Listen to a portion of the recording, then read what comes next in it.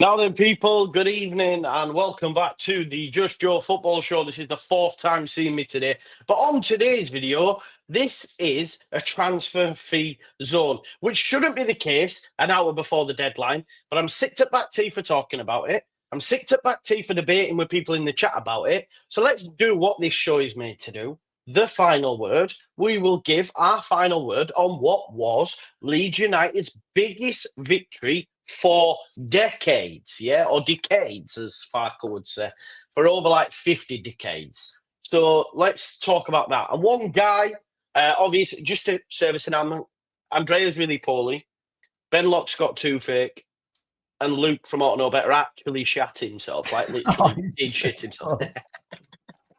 No mercy. The next time he's on a train, just did you shit yourself? Anyway, moving on. Jack is here. He never lets me down. Of course, I'm not saying they have let me down, by the way. They have genuine reasons. But Jack was in the ground as well. Jack is there in replace of me. And there was a brief moment, Jack, I can't lie to you, afterwards where I sat there and I thought, fucking hell, I've missed like the biggest result ever. Yeah. How was it for you in the ground, mate? 7 heaven, magnificent 7. Talk to me, bro. Yeah, man, I was buzzing. I mean, to be fair, because obviously, as you well know, it goes down the other end the first half normally. Yes. So we went 2-0 up, and then after that, we sort of subdued the game a bit, didn't we? Like sort of Farker style, which everybody moans about, but it's just sort of a bit of game management, isn't it? And then I'm ringing my brother at half time thinking, I'm not bothered with 2-0 up and stuff, but I'm not going to see a great deal this half. Do you know what I mean? Like in my head, I'm like, considering what my next move is, I would never ever leave just before anybody calls me out for that. Because I did mention that in my video. Like, there's like back in my head, I'm thinking like I am really tired. Like, been at work last night, this morning, at work tonight. I could just get home and have a bit of a nap, and then I look at the score and it'd be 2-0. But I thought, obviously, that's just like your subconscious. I'm like, no, stick with it. And then the goals just started coming absolutely flying in. I mean, I know they're not pointless goals because there's no such thing as a pointless goal, but the more that I was desperate for when Peru went through in last minute. It was like a whirlwind, though, as you will know just from watching it. But it's just like I can't even. Every time I watch highlights, I'm like seeing something new. Like it was just there was just so much going. I didn't realize, for instance, Firpo got 3 assists until I watched the highlights. I'm like, so mental. I remembered one of them, but it was hard to keep track of all goals. Really, it's like I mean, Firpo to get 3 assists from a left back and the third one's like he's in that number 10 role, isn't he? Which people have actually made a joke about getting him in there. Yeah, I know he's a joke, but he did look quite good in that 10 role. He did, mate. He did. I can't lie to you. He did. He looked very good in that 10 role. To be fair, someone reminded me earlier on the watch along. I must have said. There's quite a few goals in this for Leeds if they play the cards right at the start, because Cardiff came, and I know we say we want teams to come and play, but that's why they don't. Because when they do, like managers now, I can tell you now, Jack, having seen that, may have thought, well, we'll go and give a go. They're looking at that and going, no, we're not. Because what's the point? Do you know what I mean? That Cardiff manager must have thought at half-time 2-0, why didn't I change it then? Because yes, it was 2-0, but we were still well on top. We still probably could have had more than the 2 that we got. I thought what was quite interesting as well, Dan James said after the fact that normally we'll sit off. And, when we say, why do we do that? I think it is genuinely a tactic, conserve energy, etc. But it almost felt with the unfair criticism that they got after Burnley that Farker and the team went, do you know what? Let's go play. And they did, and they go and smashed them 7, right? Yeah, definitely. They definitely didn't let up off of it, did they? And they're like every time. But it were meant to see that there were like a bit of a snap to the whole game. Because like I say, we normally do sort of subdue it a little bit, don't we? Which I know does come to criticism, but it's also got us to the position we're in, doesn't it? So it does work as well. But like you say, with the way that they sort of came out to play, I mean, they want, also won't play like free-flowing football, are they by any means? But no. They want sitting in and just trying to stink it out. Like I can't remember particularly much time wasting or anything like that. It were like I say it were a proper game of football, but I mean that ain't a proper game of football, is it? It's like Sunday League football. That I said in my video though, like 6 goals is like doable, isn't it? You see that quite often. 6 is like outrageous, but it's a familiar number in football. Like you think, oh, 6-0, yeah, they've had a drubbing, but 7 is like it's a joke. Is 7? It's like what's gone on in this game? 7-0. It's like crazy result. I was so buzzing. It stayed with me. It's still with me. Like I've seen a few people saying, "Oh, they're only Cardiff and that." They're not even in like that bad a form. I know they're in poor league position, but they're still a legitimate championship side. Yeah. And is that just bro? They hadn't. Do you know they hadn't lost in 7 games? Yeah, well, like was 7 it? or 8 games, Leading up to us? Yeah, mad, yeah. Isn't it? And that's just how it is. And also, even if they are poor, you beat them 7-0. That's kind of what I'm saying. Even if they're like a League One side, to beat someone 7-0 is a total joke. As I say, it's Sunday League stuff. It's like, you know, when your mate takes 6-a-side score and you go 7-0. Course, yeah. Do you know what I mean? Like, yeah. it's crazy scoreline. And it's meant to be all chipped in as well, Joe. Like Dan James, they were all like it. It's not like, because it looked like Peru wasn't going to get his chance really, and then obviously the pen, and then when he's through on goal, it's just so minute in front of goal, isn't he? Just meant that he got his chance and stuff like that. And Joseph chipping in, got, you know, I know it's tapping, but it's in the right place at the right time. Yeah, it's literally that. I wanted to say that, but that is what it is. Yeah, you're right, mate. Yeah, you've hit so many nails, and we'll talk about some individual performances because I don't know if you probably could see it as well in the ground, but like the early exchanges, Pirro gifts away about 2 free passes, and you're like, oh god, especially considering, you know, the compilation, etc., that had done the rounds in the lead up to it and stuff.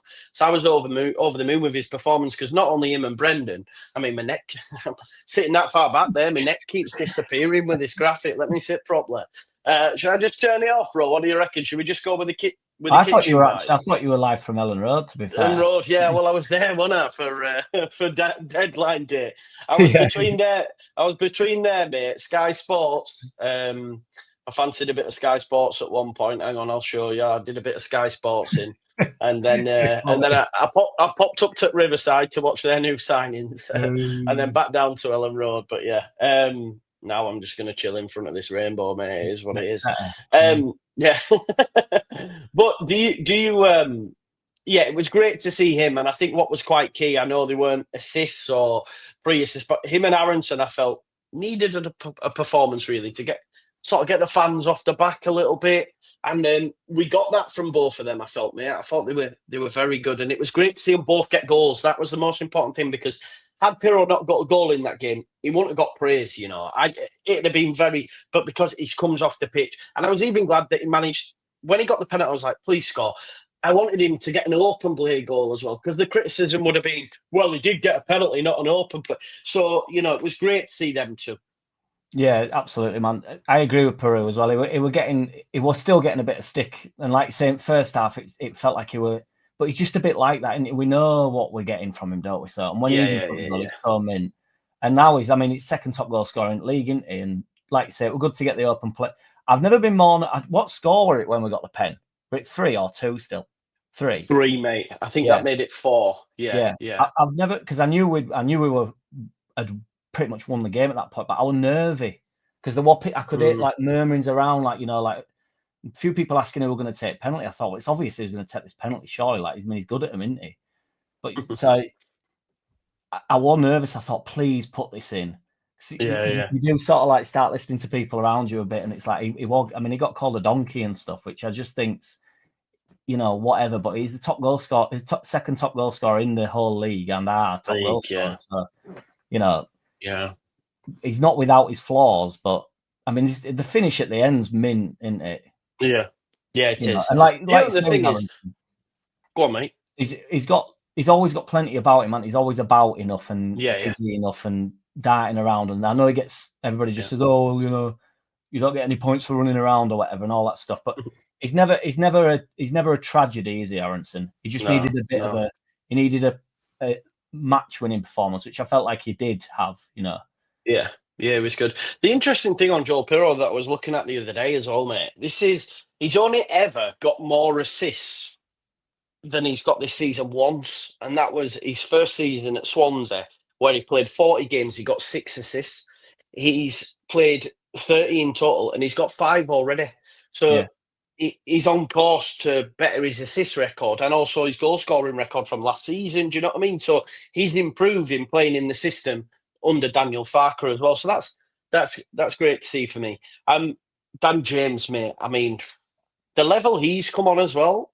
Like, I've always been quite scathing towards his technical ability on the ball, his ball striking ability. I've always said it's just a case of he's just hitting it. You know, his head's down sometimes. But this season, right and left foot, I've always said to him as well, like, it's almost like his legs go too fast for his brain. But now we're seeing him being able to slow down, being able to take in the pitch, still make some wild decisions at times, still flies some over the bar. He's not perfect. If he was, he'd be a £90 million player because to have that pace, it's crazy. Pace is, what everyone wants, right, in football. So to see him and deservedly so, I think he got 55% of the man of the match vote through the Leeds official thing. I voted for him. I always like to stick a vote in. I thought he was phenomenal, mate, Dan James. And how good is he getting? You know, it's mad. Yeah, and to be fair to him, he's been around that long that he's only 27, which I know that I know he's not a young man, but he's coming into his prime. Really, you'd think this would be if he'd been. He's also been a bit unlucky. Like he's been at big clubs, hasn't he, that have been horrendous places to be, and which has killed off many a better player than Dan James, hasn't it? Been at Man U. You know, some real top players have gone there, and I know he didn't go on that basis. It's not like a Di Maria signing or whatever, but they're still purchasing him. There's definitely the player that we're seeing as being in him, hasn't it? Like he's been seen throughout his career, really. And then he got a little bit unlucky with us. I felt like we were playing him out of position quite often, not really utilising like you say, his blistering, ludicrous pace. Because he got a few when Man U were just throwing him on last 20 minutes, weren't they? And he were getting goals that way and stuff. You know, just legging it basically. You know, and there's a lot more to his game than that. But when he does run, because he does it a lot with Bogle, where he just gets out of way and he'll just set off, and you don't know whether Bogle's going to give him it. And Bogle's got it in his locker, hasn't he, to give him it. Obviously, he's great at through balls and stuff, and particularly I think him and James are brilliant together. But he just turns his back to the ball and he just runs to byline. It's so mint when obviously where I'm sat, it's like he's running to come talk to me. So you can literally see him he just literally sets off, and then if ball catches up with him, he picks it up. He's mint, and he's fast become my favourite player, to be fair, because I was similar, to be honest. He used to annoy me a little bit. I don't know why. He had his little face used to, when he first signed, I was like, oh, I don't know. And then when he'd been at Man U, he used to get on my nerves. But him and Ampadu are probably my favourite players at club. There's more to it's not just, they don't have to be the best player at the club either for that case. It's just something. I like how he is, and then his interview afterwards, he's so mint and he was a bit funny, and he swore and stuff, which I know is nothing, but he's not overly. I don't think he's that bothered. Take himself too seriously, does he? He doesn't, and like he doesn't lie. He was saying that he's not much of he's not a leader as such as, you know, he's not going to get anybody in headlock and start kicking off with anybody in the changing room. But in terms of being on pitch, you never, even when we were poor, you could never say that he won't give in 100% of his. No, never. And I think he actually likes being at Leeds United, Jack. I think he likes the football club. I do think he likes being here. Well, he's found himself there, hasn't he? I think Ampadu. I know we don't. I mean, we're only early doors with Ampadu, but you know, James has been through quite a lot as well. And I'm not desperately bad stuff, but you know, just like he has been pushed around, and certain managers haven't really been that keen, and you know, we've tried to ship him out, which I thought were a bit harsh at the time, really. Yeah, agreed. A bit undeserved. You had that move as well, that whirly, won't he, when his dad was still alive and all that sort of stuff, you know, and then he lost his dad. So there's all these factors, mate. You bang on. And then as he's come back in, though, as soon as he came back in, he were straight back to like business with it. There were no.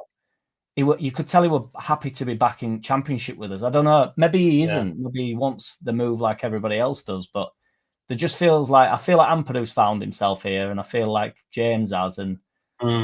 There's certain players you just think, oh no, this will be their own for a while, and I think we should stick by James really when we go up.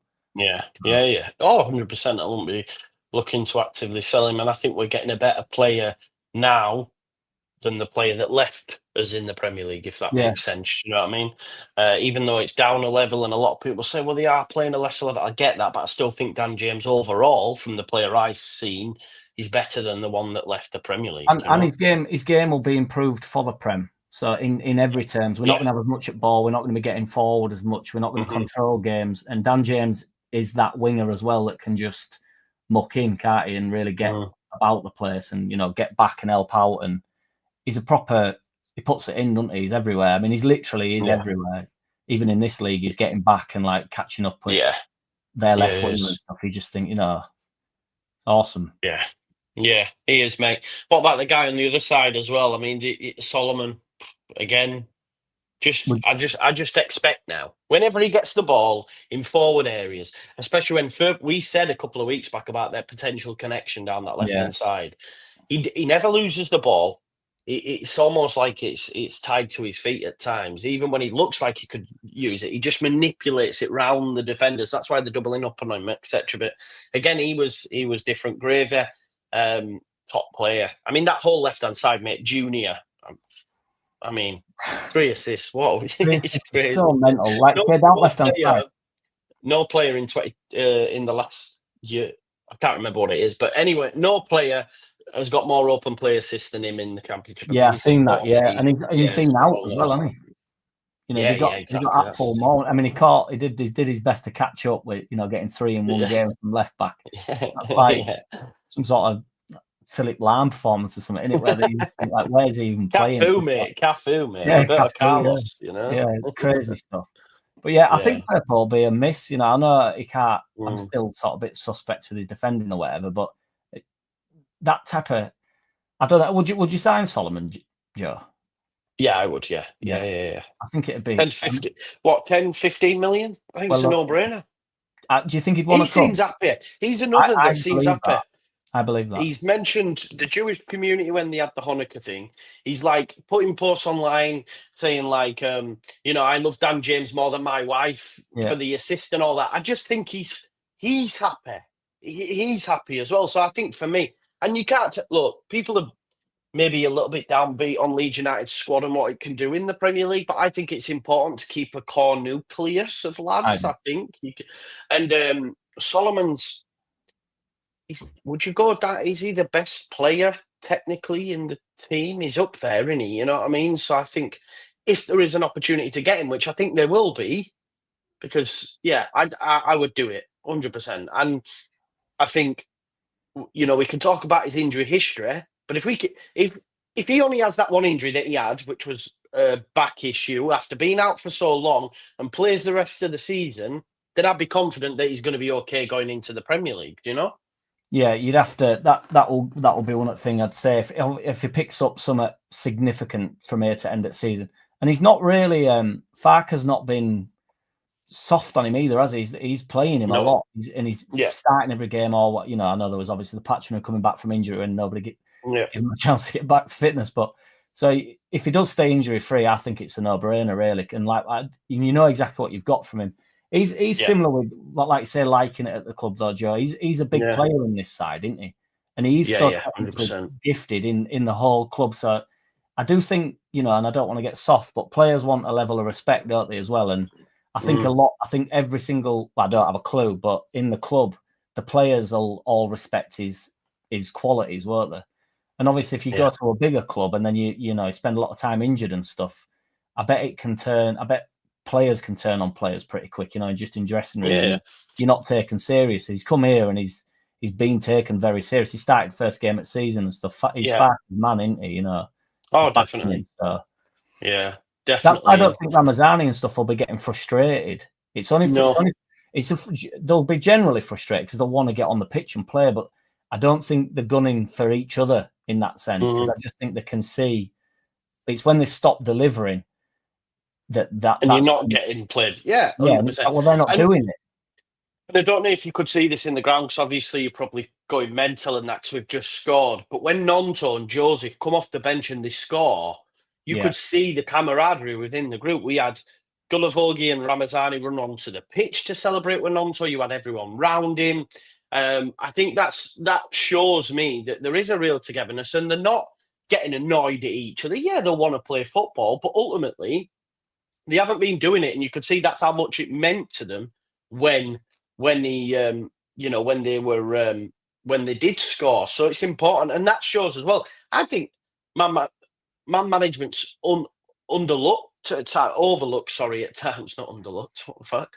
Overlooked at times, and I think Farke's quality at it, to be honest. Yeah, I don't. Well, he gets accused of being soft and stuff, doesn't he? Or Yeah. you can't be soft and stubborn. I don't know how them two things sort of come hand in hand, but I think he's brilliant at it. I think and it was like, when Nonto came on, Nonto's not been the first choice. He does this a lot, and he brings them. It's like, and then Nonto comes straight on. I was really happy actually to see. I know Nonto's a pretty passionate lad in general, isn't he? But he seemed to go. He did that full arm swing that he always does when he scores, but he loved that, didn't he? Like, he wanted that goal. But like you say, when everybody running on, and I saw that, and same with Joseph getting older, because he needed a goal, didn't he? Really, And I also think with strikers, Joe, like with Peru, and particularly Peru, if we win, I mean, it wouldn't have been 7-0 without him, but say somebody else gets the pen, so it's 6-0, and it goes through and he doesn't score, and you win 6-0, and your main man don't score, that's not a good reflection, is it? On you'd be like, what? So the team have got 6, and you've not been in the goals. You need one, don't you? So for them both to come on and get a goal. Same with Nonto, like, all he wanted to do with that was run and have a strike on goal, and you could see it coming a mile off. So. I was actually getting frustrated at first, bro, because I was thinking, pass the fucking ball. Well, there were a ball on, and it looked like there was a ball on there. There was a ball on to Ramazani. Yeah. And I'm thinking, but then it hits the back of the net, and I'm like, yeah, he does that, and we know Nonto's got that in his. That's what I'm saying. He's got a tendency to do it, mate. Overplay it. He can do it. There's no doubt about it. And again, we've spoke about it, but coming off at bench, it's like, well, we can see that James is at it, Solomon's at it, Ramazani looks excellent, and he's come off at bench himself and got a goal, in previous weeks. Nonto needs to do exactly the same thing, doesn't he? And if you start doing that, then there's no, that's when you can start making a claim for it. But he's not shown enough of it, so it's just good for him to. Also, as well, going into latter stages of season, that's a proper shot in arm, that in it. What happened on Saturday? So yeah, massive, mate. Like, let's talk. Do you know what as well?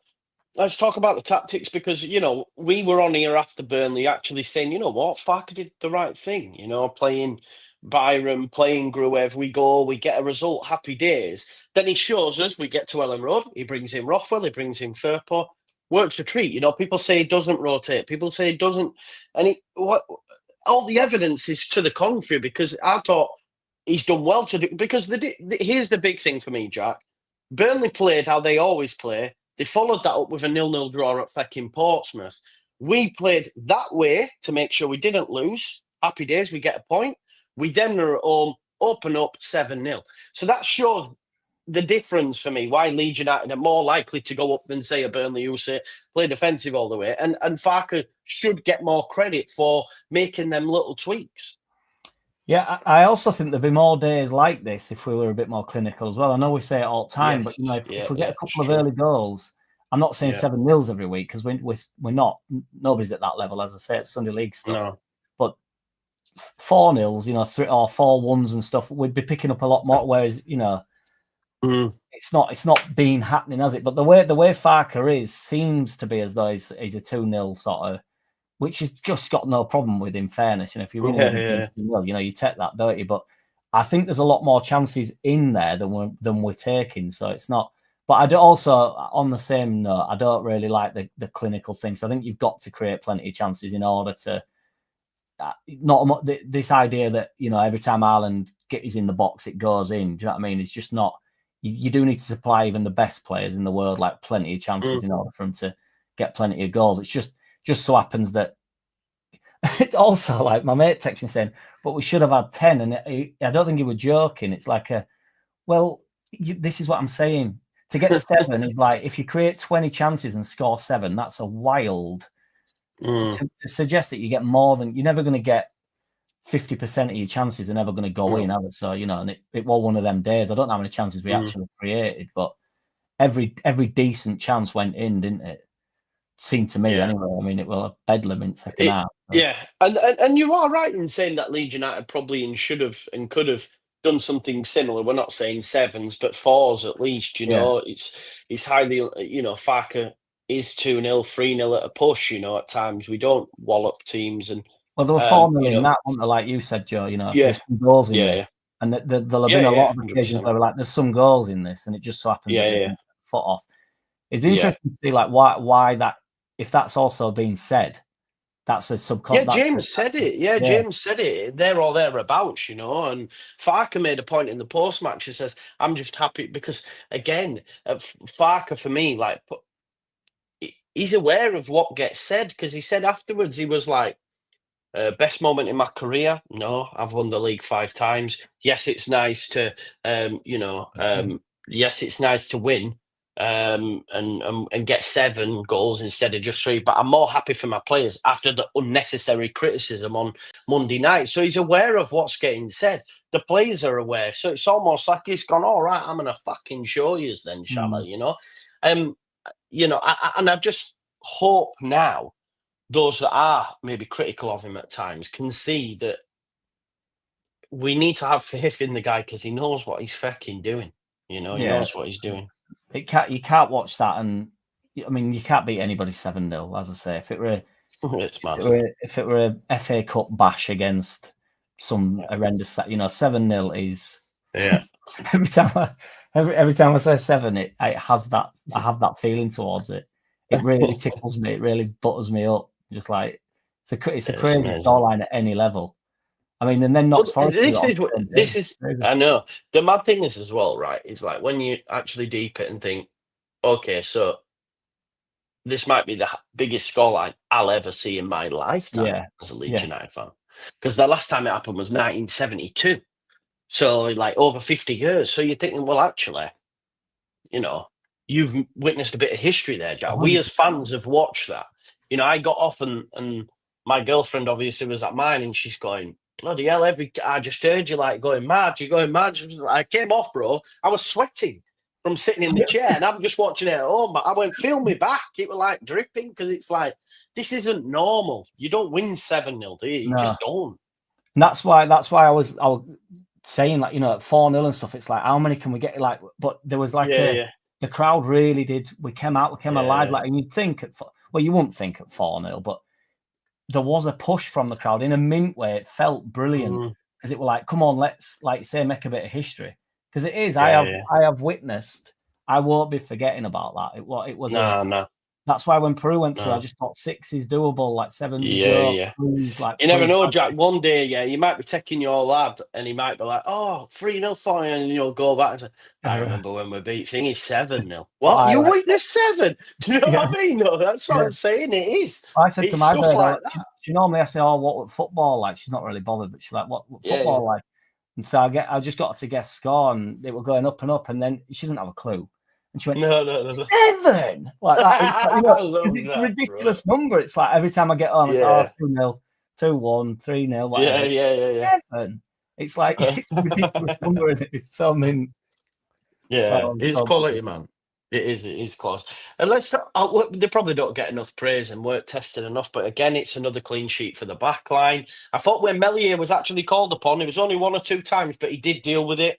It's a fair few games now that he's had a clean sheet, which will do him world of good and do defence world of good. Because look, admittedly, he's not been tested loads, and I said at the weekend, I said, the mad thing is at Leeds United at the minute, I could play in goal. We probably would concede because they've hit it from anywhere, but we might still win because we just don't have chances on our goal, do we? And that's helped with Tanaka. I thought Tanaka was a metronome, by the way. Was it? Someone said at our time, "Oh, people are saying he's leggy." I went, "I don't know what game you're watching. It's easy. It's easy for him out there." So, just how we're set up structurally, defensively to stop them chances again is quality as well. Yes, we don't have as many clean sheets as Burnley, but it takes more than just clean sheets. You have to score as well, and we can do both. You know.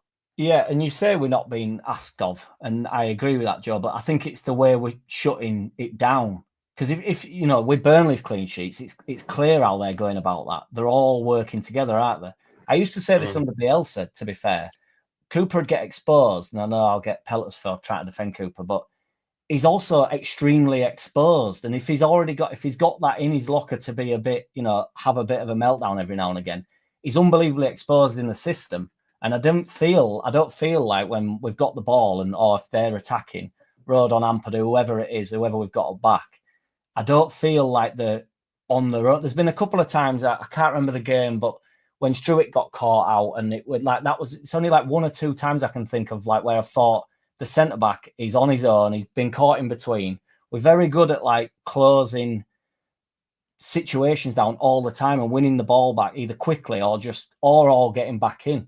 We do also. I've also seen that I honestly think we let them have the ball. It's like I don't want to say we're going in some sort of like practice mode for going up, because that's obviously a ridiculous thing to say, but there's no need for us sometimes to be we let them have the ball every now and again for 5 minutes, and they'd just be sort of playing it, and nobody can break us down either. We're really hard to break down. Once we get sat in, nobody panics, nobody comes out of play, nobody exposes themselves. We do become a really solid unit as well. It's very well drilled, and I think teams like Burnley and Sheffield and everybody that has this idea that they're extremely well. It's only because it's more understandable as well. You can watch that and go, you know exactly what they're doing. And I don't want to say Farke's thinking significantly further in front, but I think he is. I think there's a defensive and an offensive game plan there, rather than just being like one way. There is both, and we will get tested, so we will find out how solid it is. But the clean sheets aren't because the teams are creating chances. The clean sheets are because we're stopping any creativity on their behalf, because everybody concedes chances. And then somebody will say, "Oh, well, we're vulnerable to counter-attack and something." Well, any type of football you play, it has to be a yin and a yang, doesn't it? You can't just be. There's no one thing like Man City are vulnerable they're vulnerable in general now, but previously been vulnerable on counter-attack. It's like, well, what? There has to be a way to get at the other team, or it wouldn't be. It'd be impossible to win, wouldn't it? We win tremendous amount of games doing what we do. So, yeah, it's meant for Mez to get the clean sheets as well. I mean, that looked like a decent save, to be fair. I know it were probably but, decent strike, decent save, like.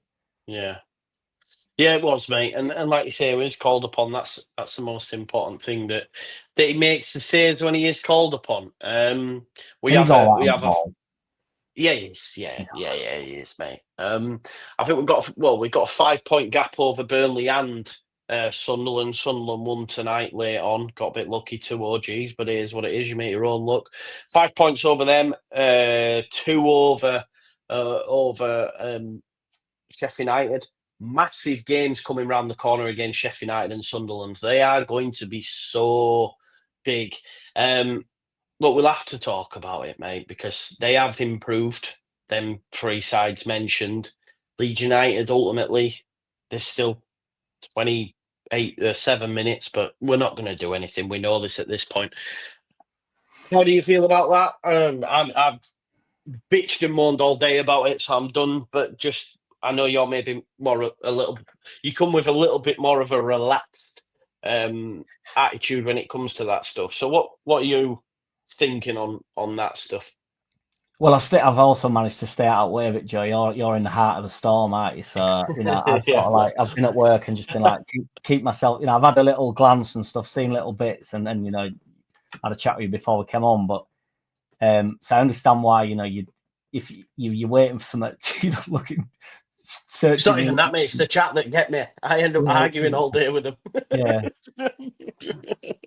I mean, now that nobody's coming in, I'll go down the angle that I'm probably going to go down to end of the season. But we have to have enough now, and it's still, and I mean that in the sense, Joe, that nobody's coming in, so we have to go and do. It's on. We just got to show up now, haven't we? Turn up or turn out, basically, or turn off, or whatever it is. Yeah. We just got to go and make it happen. Also, if we just change the parameters a little bit and just pretend that we've signed Ramazani as a 10, and then, stick him in just to annoy you.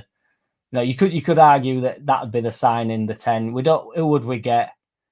I don't know. I wanted that Archie Gemmell guy to come in and get us loads of goals, but he's not. Archie Gemmell. He ain't coming in. I was so up for that as well. Like, obviously, we spoke about that, didn't we? But that had just been, 11 goals he got, didn't it, for Middlesbrough and stuff. It had just been that. Had been like that. Even if it had just 6 or 7 games, which is all we're on about, just a couple of goals. luckily we won 7-0, so I'm not frustrated about anything at the club at the moment. But had we not, it would be. I think it would be a little bit more. Also, I don't buy into the fact we won 7-0 that they've not signed anybody though, because that is going around Twitter. Isn't No, it? yeah, no, That's it's bullshit. silly. Yeah, that's silly. The signing should have been done. I got panicky, to be fair, but I thought there'd be the man would be there on Saturday. You know, I thought that'd be because really, you know, the longer we leave it, then we get to Wednesday, and then is he in the? He's not going to be in the side on Wednesday. Whoever comes in, like, you know, I'm not on about today. I just meant sort of yesterday and the day before, and then, you know, we're running out of games at that point. So it's like we'd have been better off, as you well know, getting him in early, wouldn't we? Or I don't know. Do you reckon Kinnear's going to come out and talk to us or what? He will do. He'll probably do the square ball. He's quite tight with them. Again, I think, you know, we tried for Buendia, maybe mention a few rejected bids. I think for as much as sorry, Joe. If we go up, Jack, they've played a blinder. If we don't, or we make it close, then I'm sorry, it has to go down on them as well. That's where I'm at with it, bro, because the manager now, for 2 windows, has specified he wanted a 10 for 2 windows. And for 2 windows, they haven't given me. Now, we can say that who they've presented him with he hasn't liked. We'll find them someone he likes then. You know, I don't want to hear the manager's been given players being too stubborn. We had the exact same line with Marcelo Bielsa. Then we find out after the fact that it was offered absolute tripe.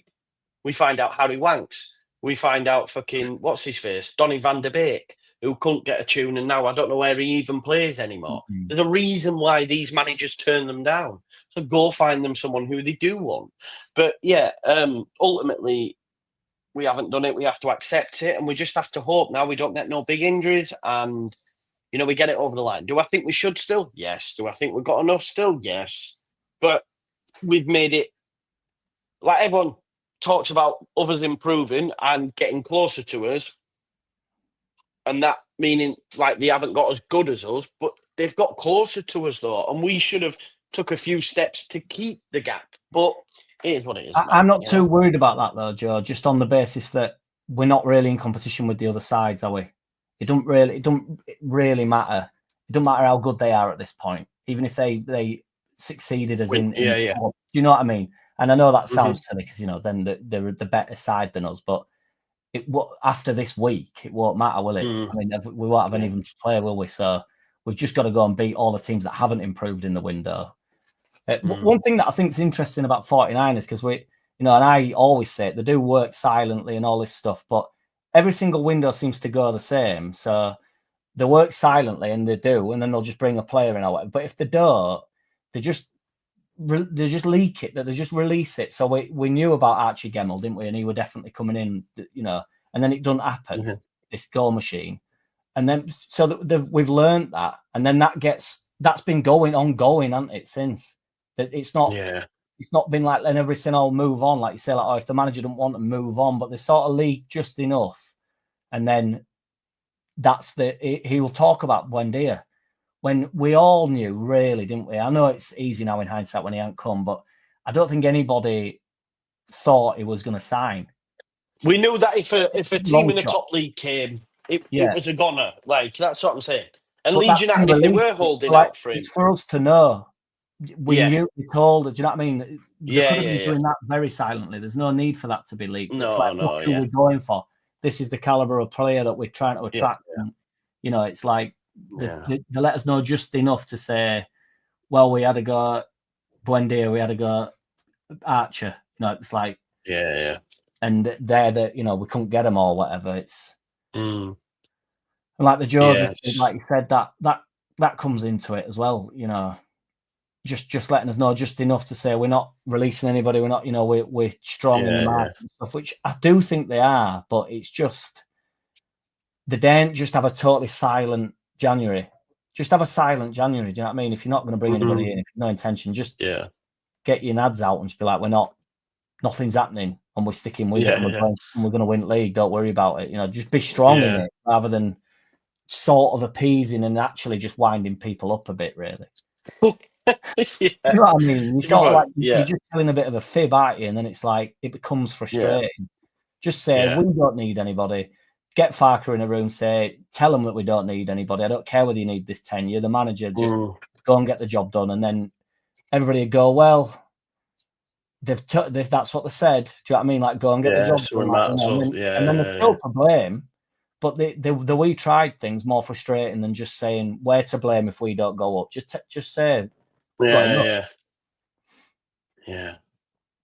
One thing that's for sure, well, they do operate like this, but they can't operate like that in the Premier League.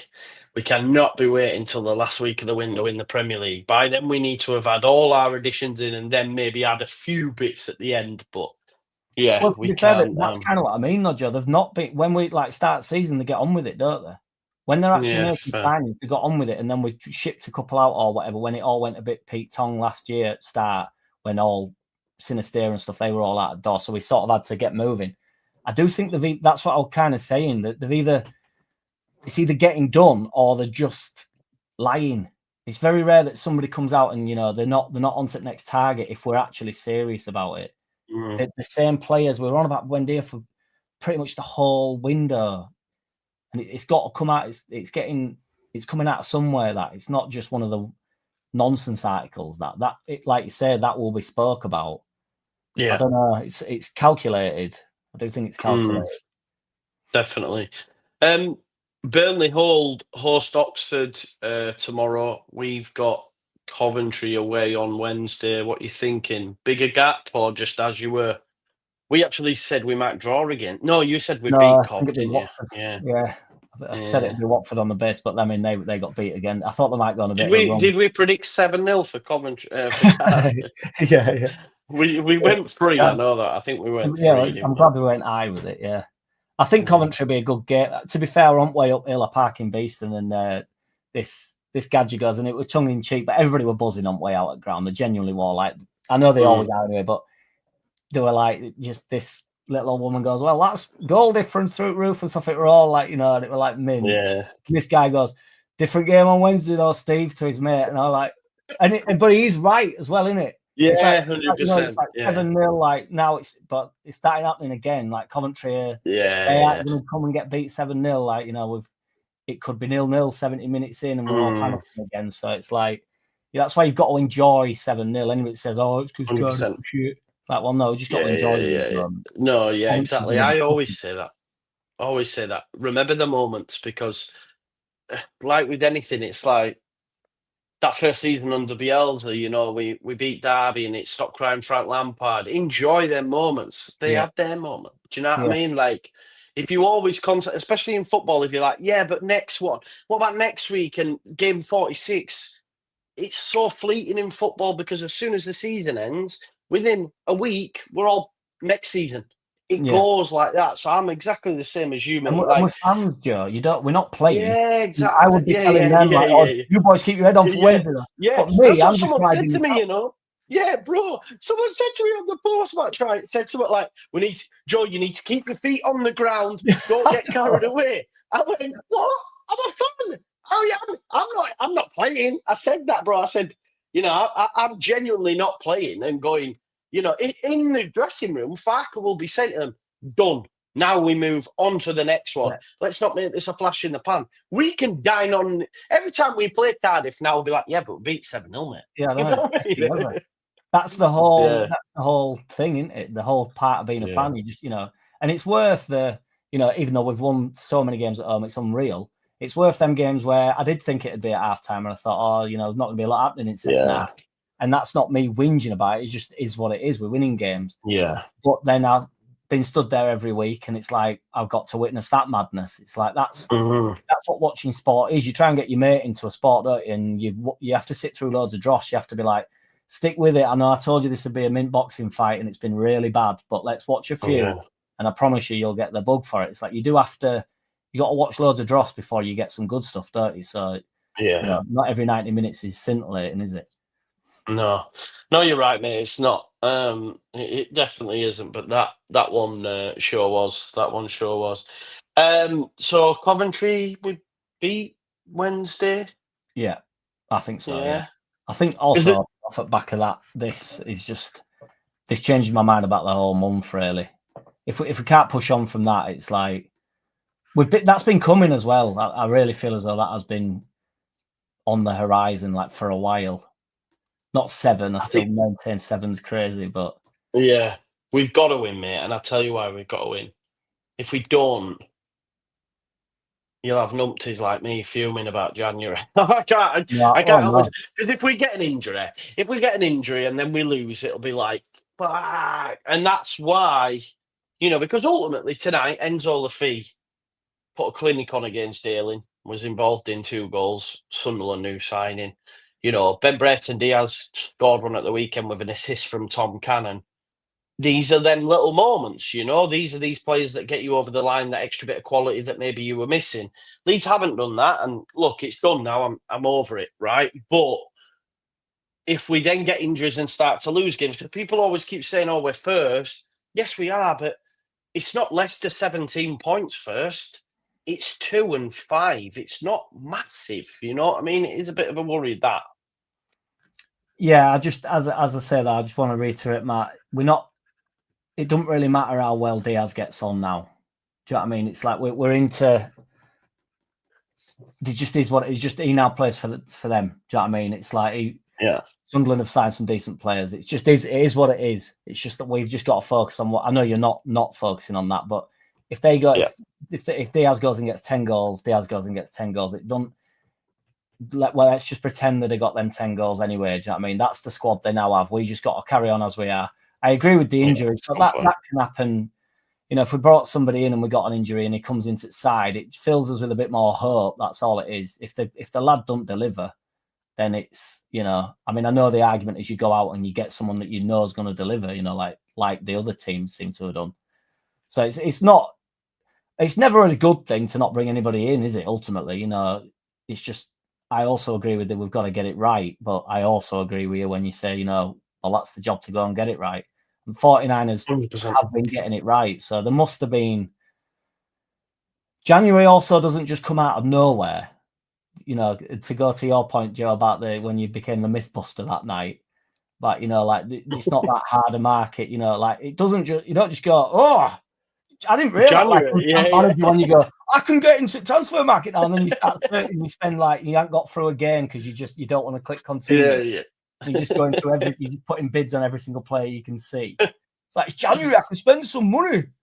It's like, they know that at the start of the season, so they're on it from the start of the season, out there exploring options, unless they do just sit on their hands until January and then go, right, who's available, lads? Which I doubt they're doing, so you'd like to think they're planning for next year, constantly. So, which they will be doing, whether we stay down or go up, they'll be saying this is the type of player we reckon we can get or not, or they must constantly be looking at it. So that, I should have known last week when I got excited when Farker said that he finally came out and said, I need a 10 centre back and a number 9.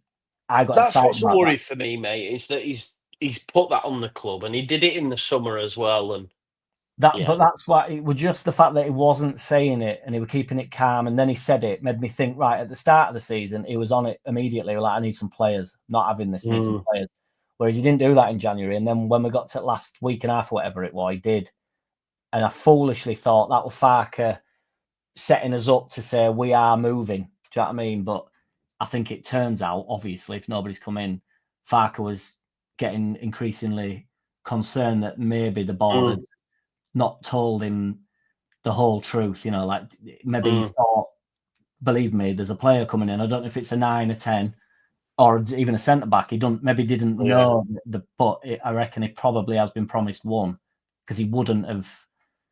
That whole interview is totally gone 180 for me there. That's what I'm saying. It meant something different from what I thought he meant or what I hoped he meant. So before we do finish up, mate, it's a question that I've been pondering actually over the last few weeks, last couple of videos.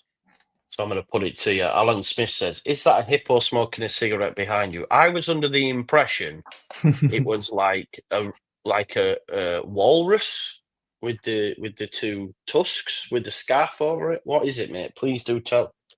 Right. Well, I can't believe it. I think it is actually a walrus, Joe. But I always thought it was a hippo. Oh, did you? Hippos don't have tusks, man. Well, it's not a hippo then. But it's definitely not got a cig in its mouth. I've never had a cig in my life, so I won't be putting it upon the hippo. But the idea was it's my hip-hop-opotamus.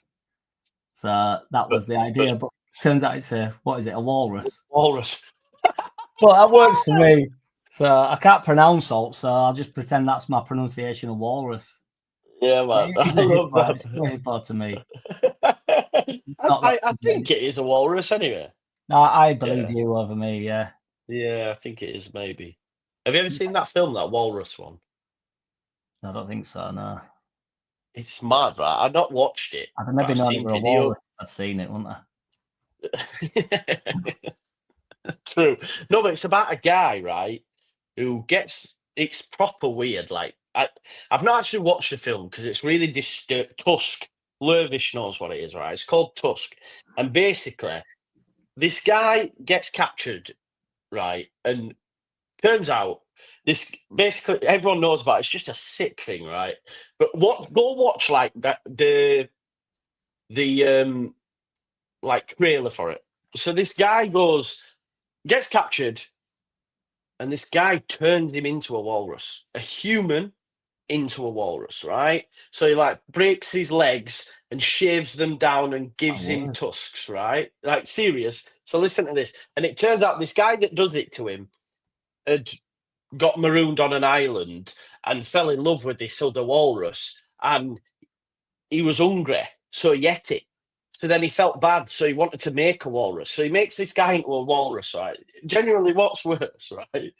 Yeah, it's horrific yet shite at the same time. Then at the start of the film, right, his girlfriend, I think she's cheating on him with his friend. So anyway, at the end of the film, they go to the zoo to feed, and it's him, and he's in a zoo going, but it's actually him, and I'm watching it going, what the fuck is this? Yeah, it's a mad one, and based on a true story. Yeah, based on a true story, mate. Yeah, it's mad, but it's one of them. It took 2014. It came out. I'm gonna have to show you the picture of what he looks like. How they allowed this guy to go in to the zoo as an actual walrus, but hey ho, there he is. So that's his actual that's his actual legs that the guy like shaves down to make him tusks, but he ends up actually being, yeah, look, there he is as when he's first captured him. There he is as the walrus, and he actually ends up in a zoo, bro. It's a bit of a mad one. Like someone said, it's a human centipede type movie. Yeah, it's right, just understood. Yeah, bit of a mad one. Right. Yeah, but just go watch the trailer if you can. It's a little bit weird. I'm like, yeah, it's weird. It's a bit disturbing. And I think that is a bit disturbing, just like Leeds United's transfer window was, you know? It is what it is. Less so than that, though, in fairness. Yes, definitely. Definitely. Jack, anything popping over on Jack City of Leeds fans? Obviously, you'll have your live on Thursday night, which has been going well. Anything else? Yeah, man. Just ship vids, just I try to do them every day, but if not every other day. So yeah, just putting plenty up, and then my lives. I used that the other day. I bet you didn't see it, did you? I actually said, "Oh, I'm just doing a quick shit vid," and I went, "I'm not allowed. I'm not sure if I'm allowed to say that because that's Jack's line." But I did do that. But yeah, man. Will you be doing one rounding up the transfer window? Or you're like, nah, game over. I just tend to put everything in at one thing. Do you know what I mean? Did you know your man Ian Nacho's gone to Sunderland? Or Middlesbrough, sorry. Middlesbrough. Really, yeah. Middlesbrough. I didn't know. Yeah, he's gone to Middlesbrough. Yeah, he went to Middlesbrough. Yeah. I mean, I'd have taken you on loan, mate. You know what I mean? I am available. From the DJing, but yeah. Turns out Adam Armstrong, who we were interested in, has gone to West Brom as well. So he was available. I just don't think we were willing to pay. Maybe not. Well, but yeah, he'd come to us, wouldn't he? Yeah, you would imagine so. There is Jack's channel as well. Make sure you're going over. Did you hit the 5K yet? No, man. No, I'm well off it. I think got 4 and 4.4 or something. 4.4. People, please, if you haven't already, go and subscribe. It's great. I know a few of you have been going over, so do that. 5 minutes left to the window. We're not signing anyone. Great to chat to Jack. Great to chat to you all throughout the day. I will be doing a Burnley-Oxford watch-along tomorrow night and probably react to Daniel Farke's pre-Coventry press conference, which will be tomorrow. So that will be an interesting watch, people, to see what he says, because if he's been promised players and he hasn't got him, I think he'll say as much in a roundabout way. So it'll be interesting. So make sure you watch him for that. And check out City of Leeds fans, and we'll see you in a bit. Peace out, man. Or Cheers. go watch Tusk.